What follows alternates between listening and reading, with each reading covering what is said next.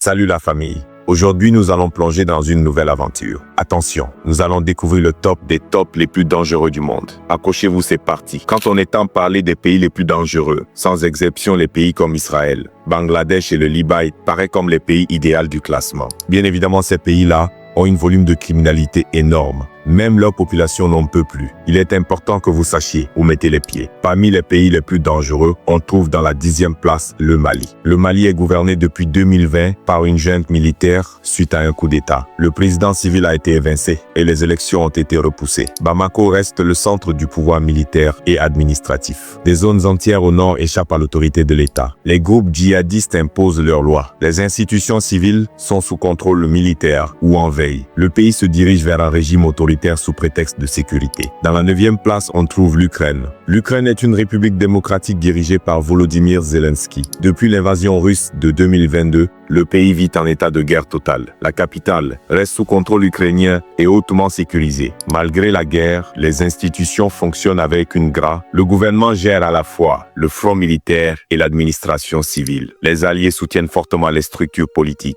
La guerre a ralenti, mais pas détruit le fonctionnement institutionnel. Dans la 8e place, on trouve Haïti est sans gouvernement stable depuis l'assassinat de Jovenel Moïse en 2021. Port-au-Prince est partiellement contrôlé par des gangs armés. Il n'existe plus de parlement ni de président élu. Le premier ministre Ariel Henry a dirigé sans légitimité populaire jusqu'à sa démission. Les institutions étatiques sont paralysées ou absentes. L'insécurité empêche l'accès aux écoles, hôpitaux et tribunaux. Le pays est en situation de quasi-effondrement institutionnel. Dans la 7e place, on trouve la République centrafricaine. La République centrafricaine est dirigée par un gouvernement affaibli basé à Bangui. De larges zones du pays échappent à tout contrôle étatique. Des groupes rebelles armés imposent leurs lois dans le nord et l'est. Le président Faustin Archange Touadéra reste au pouvoir avec le soutien de la Russie, groupe Wagner. L'armée nationale est sous-équipée et peu formée. Les institutions sont infiltrées par des intérêts extérieurs. L'autorité centrale est plus symbolique que réelle dans de nombreuses régions. Dans la 6e place, on trouve l'Irak. L'Irak est une république fédérale parlementaire. En théorie, le pouvoir est partagé entre chiites, sunnites et kurdes dans une paix fragile.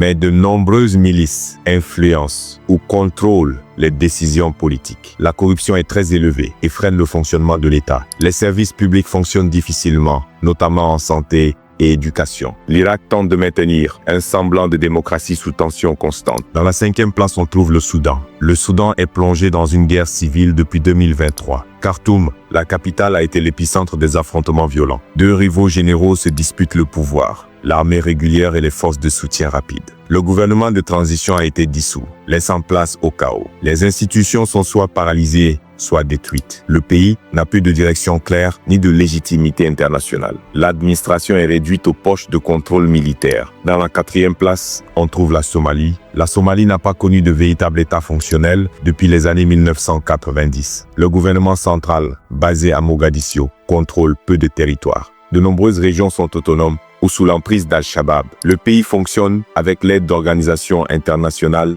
et de l'Union africaine. Le système judiciaire est quasiment inexistant hors de la capitale. Les institutions officielles sont fragiles et dépendent de l'aide étrangère. La sécurité est assurée par des forces africaines et locales. Dans la 3e place, on trouve le Yémen. Le Yémen est en guerre civile depuis 2014 entre les Houthis et le gouvernement reconnu. Sanaa, la capitale officielle, est contrôlée par les rebelles Houthis. Le gouvernement légitime opère depuis Aden, soutenu par l'Arabie Saoudite. Le pays est donc divisé entre deux pouvoirs rivaux. Les ministères fonctionnent de manière éclatée ou symbolique. Les services de base sont quasiment absents dans les zones de conflit. Le Yémen vit sous l'influence des puissances régionales comme l'Iran et l'Arabie Saoudite. Dans la 2e place, on trouve la Syrie. La Syrie est dirigée par Bachar el-Assad depuis plus de 20 ans. Le pays est vraisemblablement une république, mais fonctionne comme une dictature. Plusieurs régions échappent au contrôle du gouvernement central. Damas reste sous contrôle du régime, mais de nombreuses zones sont disputées. Le pays est divisé entre rebelles, forces kurdes, russes et turcs. Les institutions sont affaiblies, corrompues